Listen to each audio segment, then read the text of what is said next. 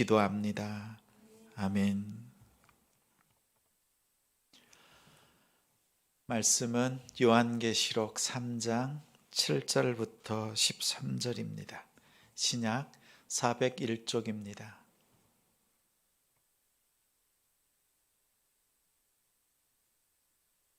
요한계시록 3장 7절부터 13절입니다. 한 절씩 교독하겠습니다. 빌라델비아 교회의 사자에게 편지하라. 거룩하고 진실하사 다윗의 열쇠를 가지신 이 곧 열면 닫을 사람이 없고 닫으면 열 사람이 없는 그가 이르시되 볼지어다 내가 내 앞에 열린 문을 두었을 때 능히 닫을 사람이 없으리라. 내가 내 행위를 아노니 내가 작은 능력을 가지고서도 내 말을 지키며 내 이름을 배반하지 아니하였도다. 보라 사탄의 회당 곧 자칭 유대인이라 하나 그렇지 아니하고 거짓말하는 자들 중에서 몇을 내게 주어 그들로 와서 내 발 앞에 절하게 하고 내가 너를 사랑하는 줄을 알게 하리라. 내가 나의 인내의 말씀을 지켰은즉 내가 또한 너를 지켜 시험의 때를 면하게 하리니 이는 장차 온 세상에 임하여 땅에 거하는 자들을 시험할 때라. 내가 속히 오리니 내가 가진 것을 굳게 잡아 아무도 내 면류관을 빼앗지 못하게 하라. 이기는 자는 내 하나님 성전의 기둥이 되게 하리니 그가 결코 다시 나가지 아니하리라.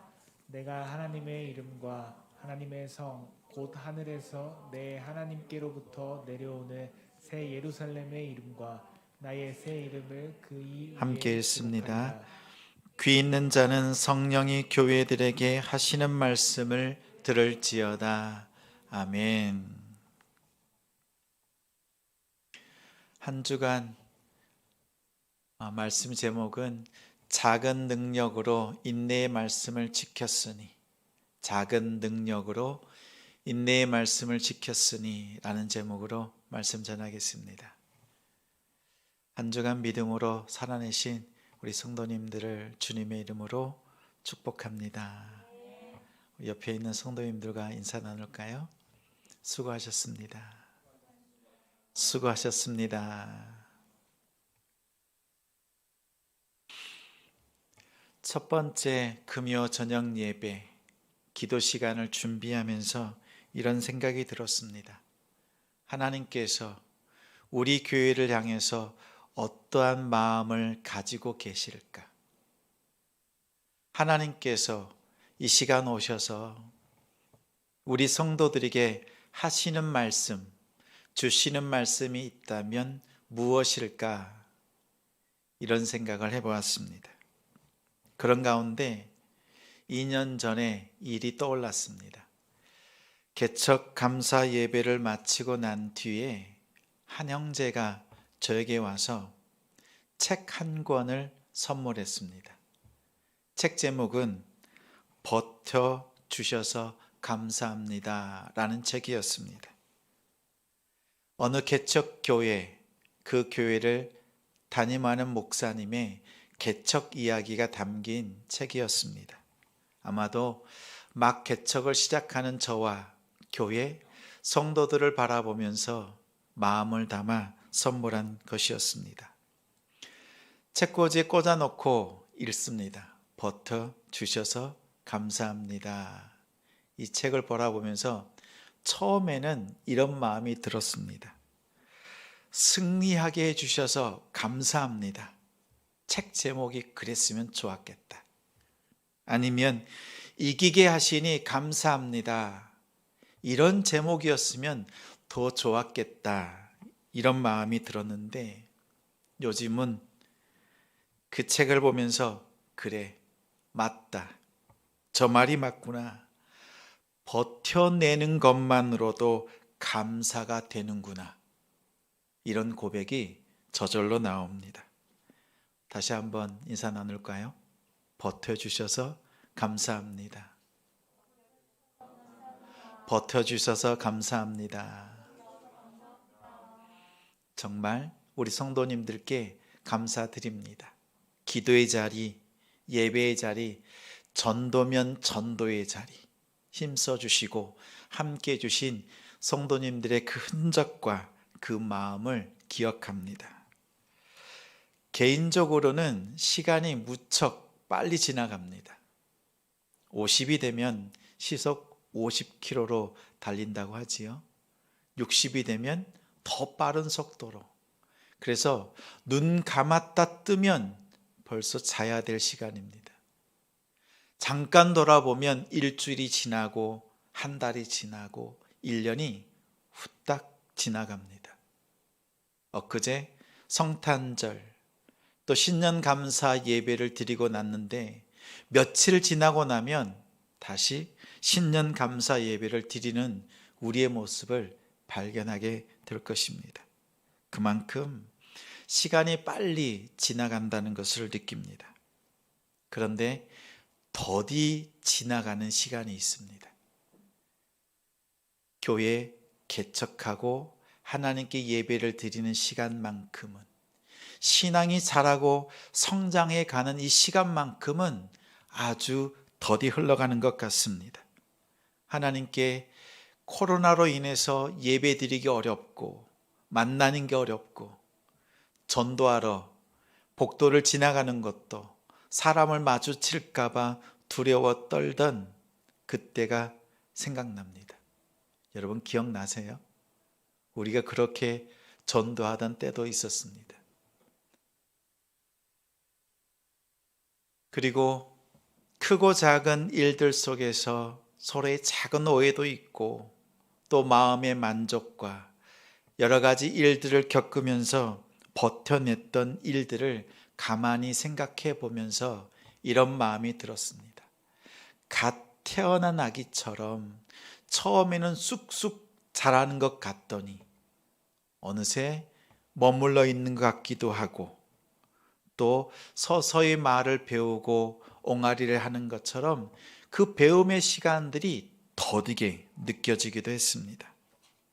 이 모든 시간들을 견실히 버텨내는 시간, 또 그렇게 배워가는 시간들이 되었음을 돌아보았습니다. 버텨낸다는 것은 우리가 세상 속에서 살고 있지만 세상에 물들지 않겠다고 몸부림치는 것입니다. 신약 시대의 교회도 우리의 상황과 다르지 않습니다. 막 믿음의 공동체가 형성이 되고 교회라고 그리스도인들이 모여서 에클레시아, 교회라는 이름으로 그리스도인이라고 하는 이름으로 함께 모였던 그 시간은 아주 더디 흘러갑니다. 예수님께서 내가 곧 오겠다 이렇게 말씀하셨는데 예수님은 한 달, 두 달, 1년, 2년, 10년, 20년, 그리고 오늘 말씀 요한계시록이 기록될 이쯤에는 60년, 70년이 지났습니다. 그때까지 예수님을 기다리고 있는 사람들, 간절히 기다리는데 시간은 더디 갑니다. 주변의 상황은 더 열악하죠. 로마의 핍박, 많은 성도들의 순교, 우상 숭배의 위협, 믿음을 지킨다는 것은 얼마나 힘든 일인지, 어느 한순간 성도가 보이지 않으면 순교의 현장으로 끌려가 있는 삶과 죽음이 매일같이 교차되는 그런 상황이었습니다. 하루하루 생명 걸고 살아가는 것, 그 가운데 세상과 타협하면서 쉬운 길을 걸어가는 성도들이 생겨납니다. 실제 많은 교회들이 타협하고 또 넘어지기도 했습니다. 그런 교회를 향해서 예수님께서 사도 요한을 통해서 말씀을 주십니다. 각 교회 사자들에게 전하라, 회개하라, 이기는 자는, 귀 있는 자는 성령이 교회들에게 하시는 말씀을 들을지어다. 이렇게 편지를 써서 보냈습니다. 7 교회는 실제 일곱 교회만 해당되는 것이 아니라 이 땅에 있는 모든 교회를 말합니다. 교회를 향한 주님의 편지는 이 교회가 참 잘했다, 칭찬, 이것이 부족하다, 잘못했다, 칭찬과 책망을 말하는 그런 서신들이 아닙니다. 주님께서 사자들을 통해서 주신 말씀은 누가 잘했다고 하는 평가가 아닙니다. 그래도 세상의 소망은 교회이기에 교회를 향해서 위로하고 격려하고 있는 모습입니다. 그 말씀이 요한계시록입니다. 무서움을 주고 두려움을 주고 떨게 하려고 하는 것이 아니라 위로와 격려의 말씀, 더 나아가 예수님께서 성도들에게 주신 복음입니다. 복음. 요한계시록 1장 1절에 이 말씀은, 요한계시록의 말씀은 예수님을 통해서 우리에게 주신 복음이었습니다. 오늘 본문의 빌라델비아 지역, 이 지명은 헬라어로 형제사랑이라고 하는 단어가 합쳐진 겁니다. 필레오, 아델포스, 두 가지가 합쳐진 것인데, 로마가 통치하기 전 다른 왕국들, 이전에 있었던 왕국의 형과 아우가 아주 우애 좋게 나라를 다스렸습니다. 그래서 그때부터 빌라델비아라는 이름으로 붙여졌습니다. 이 지역이 AD 17년에는 소아시아의 엄청난 지진으로 인해서 가장 큰 피해를 보았던 도시가 빌라델비아였습니다. 강진이 있고 여진이 있으면 어떻게 합니까? 피했다가 또 들어왔다가 다시 여진이 오면 다 집을 비워놓고 피신했다가 잠잠해지면 다시 들어가는 곳이 빌라델비아였습니다. 이곳에 있었던 빌라델비아 교회를 향해서 예수님께서 나타나시는 모습이 있습니다. 7절에 보니 거룩하고 진실하신 분, 다윗의 열쇠를 가지신 분, 열면 닫을 자가 없고 닫으면, 예수님이 닫으시면 열 자가 없는 그러한 능력을 가신 분이 활짝 열린 문을, 닫지 않으시고 열린 문을 빌라델비아 교회에 보여주셨습니다. 다윗의 열쇠라는 것은 다윗의 집, 다윗의 장막, 다윗의 뿌리, 다윗의 가문을 통해서 오는 메시아를 의미합니다. 그분이 열쇠를 가지고 있습니다. 열쇠는 작은 거죠. 작지만 큰 문을 열 수 있습니다.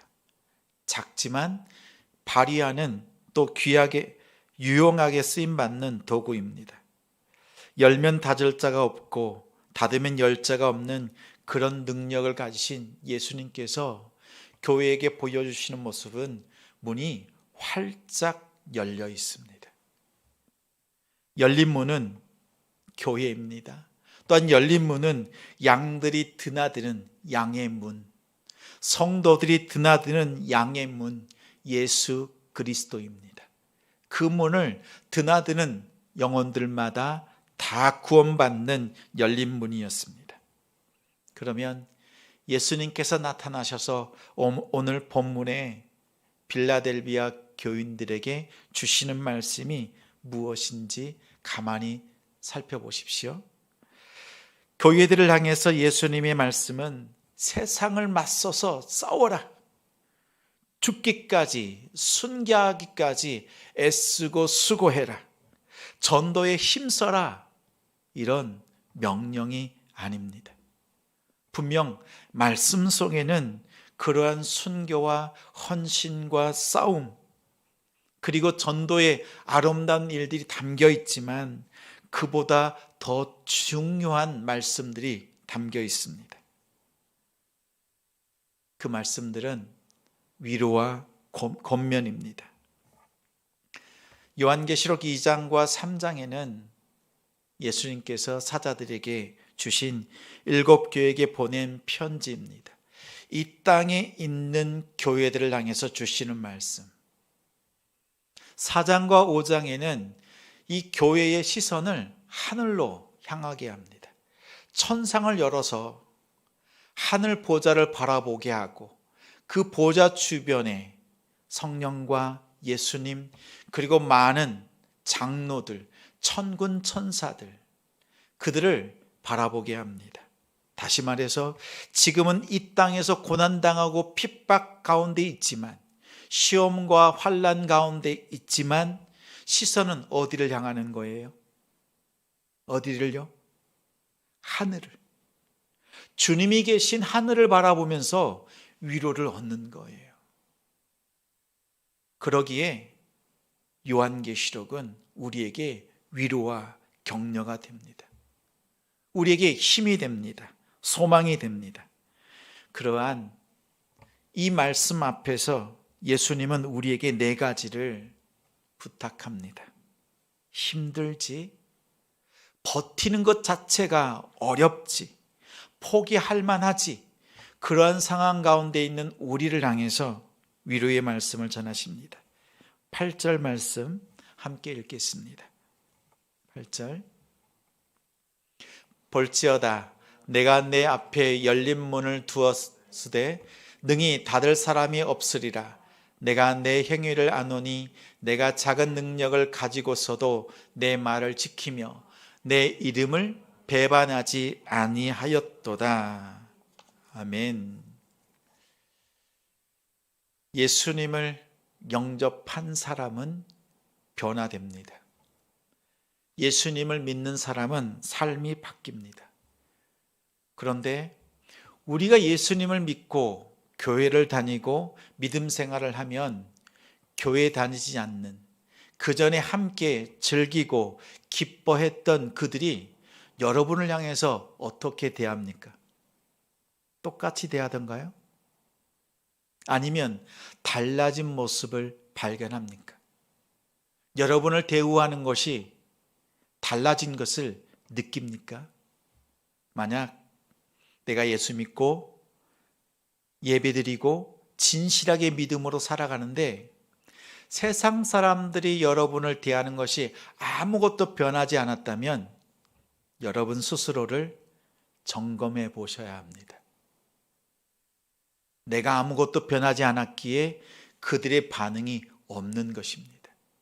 그러나 우리가 예수를 믿고 전과 같은 즐거움에 빠지지 않고 하나님이 기뻐하시는 자리를 찾고 빛 가운데 살아가면 주변에 있는 세상 사람들은 우리를 오히려 내가 거룩하게 살아가는데도 불구하고 우리를 싫어합니다. 여러분을 따돌리기도 합니다. 오히려 더 경건한 삶을 살고 있는데도 우리를 밀쳐냅니다. 우리 속에는 세상으로부터 구별될 수밖에 없는 능력이 있습니다. 그 능력은요, 작아요. 마이크로, 작은 능력입니다.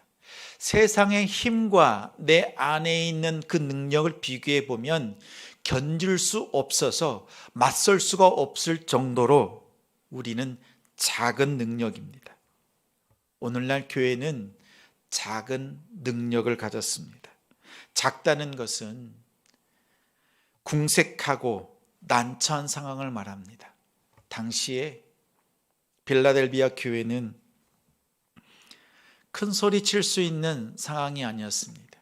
핍박 가운데 있었고 능력이 없는데 거의 없다시피 했습니다. 다시 말하면 무능력한 교회. 세상에서 교회를 향해서 이렇게 저렇게 휘두르면 휘두를 수밖에 없는 그러한 교회의 모습이었습니다. 이렇게 작은 능력을 가진 교회였지만 세상 앞에서 무능력했지만 하나님 앞에서만큼은 참다운 능력을 발휘하는, 힘을 발휘하는 성도들이 되었습니다.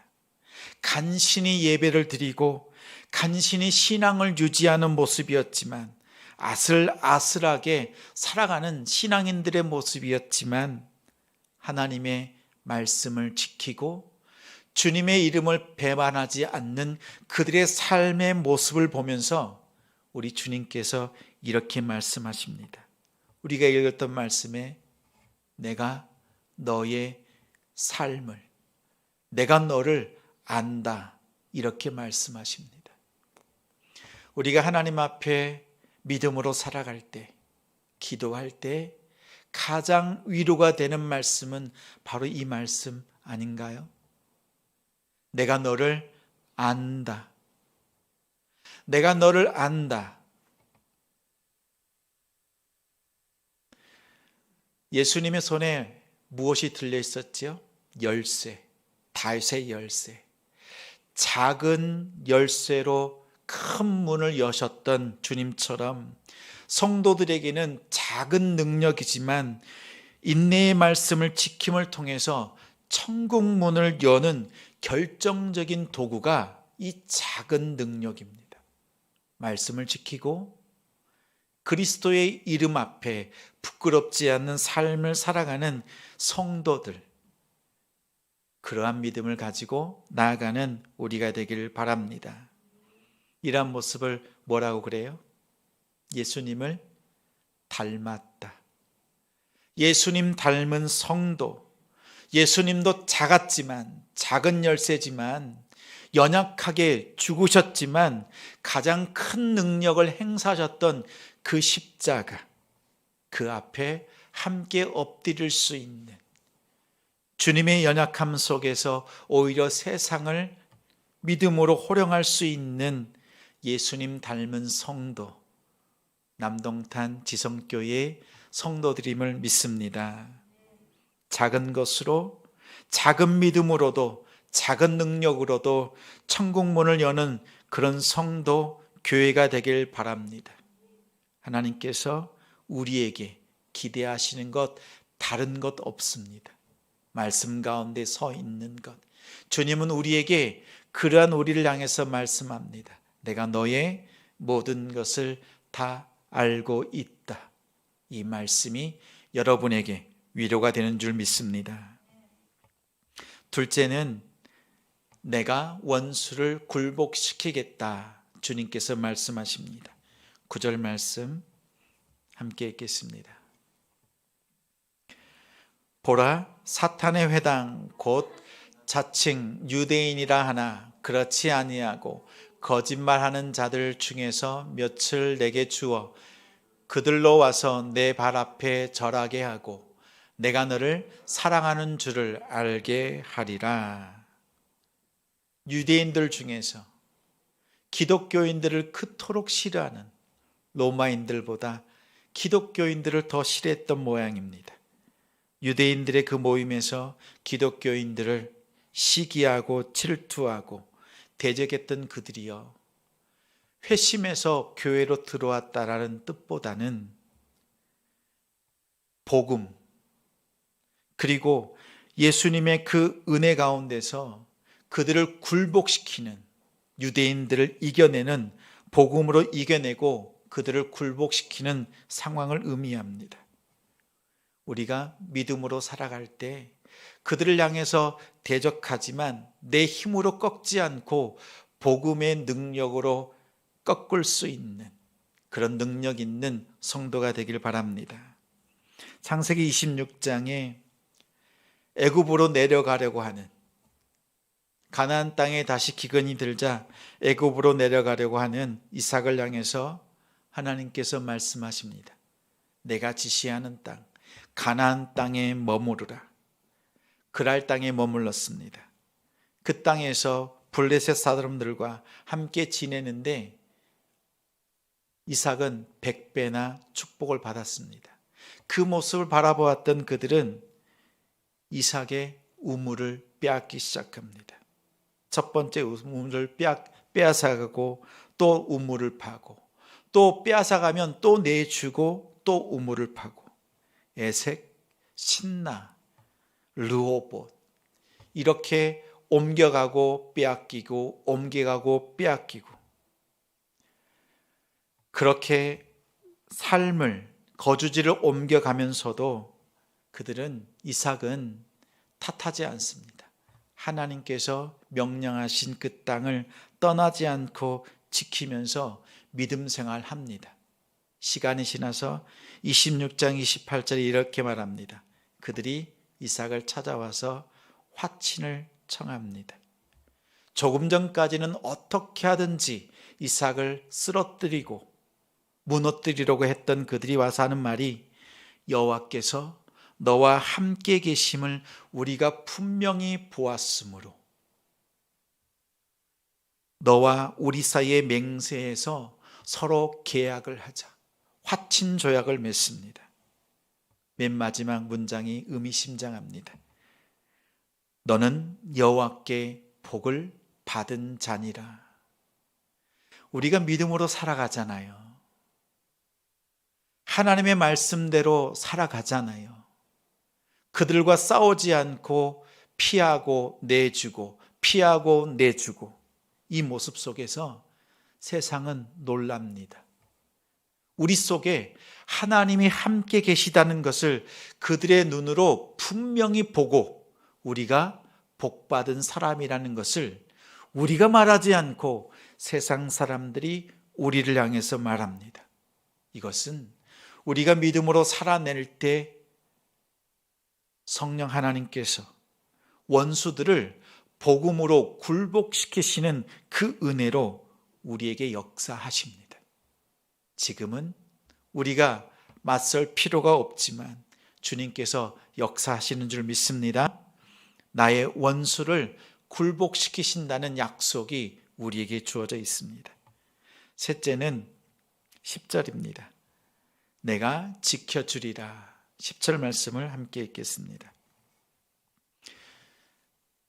내가 나의 인내의 말씀을 지켰은즉 내가 또한 너를 지켜 시험의 때를 면하게 하리니 이는 장차 온 세상에 임하여 땅에 거하는 자들을 시험할 때라. 주님의 말씀은 분명합니다. 너희가 지켰으니 이제는 내가 너희를 지키리라. 지금 당하는 고난을 면제해 주겠다는 말씀이 아닙니다. 이미 교회는, 성도는 세상으로부터 고난당하고 시험당하고 있지요. 어려움을 당하고 있지요. 이때 주시는 말씀이, 너희가 내 이름을, 내 말씀을 지켰으니 지금의 고난과 어려움을 면제하는 것이 아니라 장차 마지막 때의 심판, 그 심판은 너희들에겐 임하지 않을 것이다. 너희는 평강의 하나님을 만나게 될 것이다. 이렇게 말씀합니다. 우리가 이 땅에서 믿음으로 살 때 우리의 모습은 하늘에 있는 그대로 하나님 앞에 올려지고 투영됩니다. 이 말씀 기억하시나요? 땅에서 매면 하늘에서도 매일 것이요, 땅에서 풀면 하늘에서도 풀리리라. 우리가 믿음으로 살아낼 때 하늘에서 얼마나 큰 기쁨이 있는지 모릅니다. 우리의 믿음으로 하나님 앞에 기쁨과 감사를 드리되 우리에게 주시는 말씀은 이러합니다. 우리가 믿음을 지켰을 때 주님께서 내가 너를 지켜주리라, 이 약속의 말씀으로 함께 하십니다. 이 말씀이 여러분의 참된 위로가 되는 줄 믿습니다. 네 번째는 내가 속히 오리라고 하는 약속입니다. 11절 말씀 있습니다. 내가 속히 오리니 내가 가진 것을 굳게 잡아 아무도 내 면류관을 빼앗지 못하게 하라. 속히 오겠다. 얼마나 극심한 핍박과 환난이 있었는지 주님이 오시기를 학수고대했던 초대교회 성도들입니다. 그들을 향해서 주님이 하시는 말씀, 내가 지금 바로 가지 못하지만 가장 빨리 속히 너희들과 함께 하겠다 말씀합니다. 그러면서 당부하시는 말씀이 너희들이 지금 가지고 있는 그 믿음을 통해서 받은 생명의 면류관을 잘 지킬 것을 당부합니다. 면류관을 빼앗기지 않게 하라. 이 말씀은 이미 성도들이 믿음을 통해서 생명의 면류관을 가지고 있다는 말이지요. 옆에 있는 성도를 한번 보세요. 머리에 면류관이 씌워져 있습니다. 보입니까? 안 믿어져요? 보이게 해주셨으면 좋겠어요? 여기서 아멘이 터지네요. 네. 우리가 믿음으로 살아갈 때 주님은 가장 아름다운 면류관을 우리에게 씌워주시고 이 면류관을 잃지 않도록 세상에 빼앗기지 않도록 당부하십니다.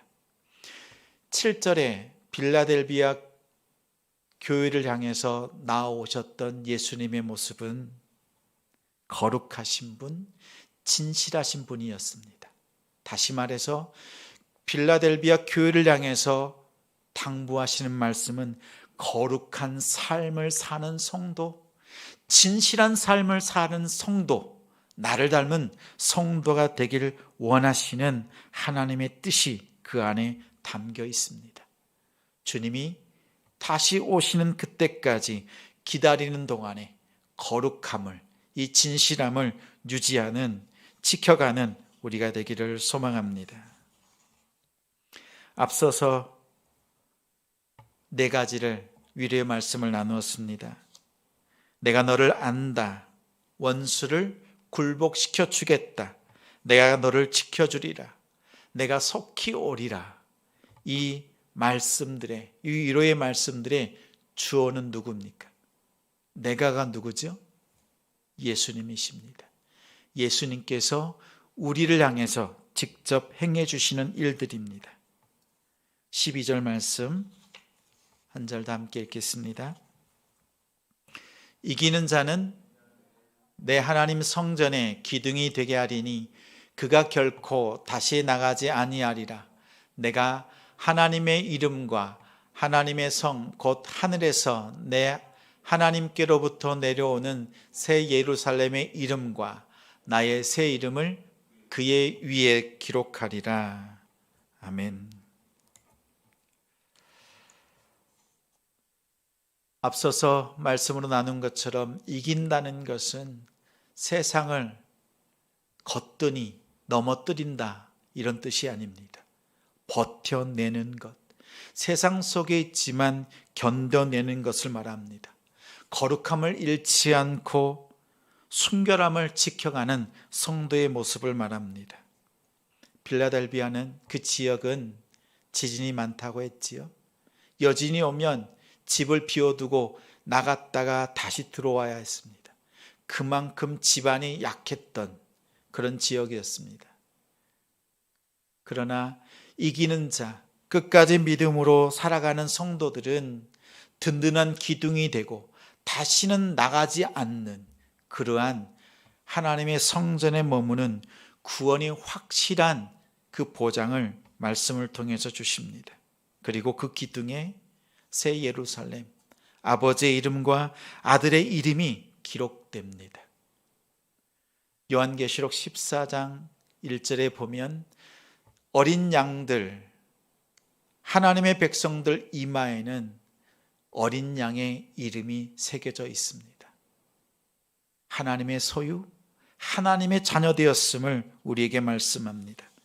이 확실한 증거, 그 흔적이 그리스도의 이름이 우리의 몸에, 우리의 삶 속에 새겨지고 하나님 앞에 믿음으로 드려지는 우리의 삶들이 되기를 소망합니다. 이제 하나님 안에서, 하나님께서 거하시는 그 성전 안에서 굳건한 믿음으로 솔로몬 성전에 그 두 기둥과 같이 야긴과 보아스처럼 하나님 앞에 쓰임받고 세움받는 우리 성도님들이 되시기를 주님의 이름으로 축원합니다. 주님 다시 오실 때까지